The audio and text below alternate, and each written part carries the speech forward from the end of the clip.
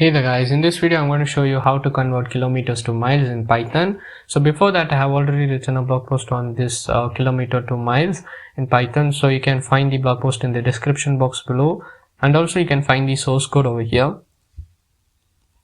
And if you just give run, you can see the particular code. So I will explain what is going on. So first of all, I have entered kilometers, that is the variable, is equal to float input. So I have asked the user to enter the values. Then I have entered the conversion factor as 0.62. You can just copy this conversion factor. It is also over here. So just copy it and paste it in your code. And I have given that miles is equal to, and I have multiplied the kilometers and the conversion factor. And finally I have printed it out using the F string. So let's run this program. I will just enter 22. So 22 is equal to 13 miles.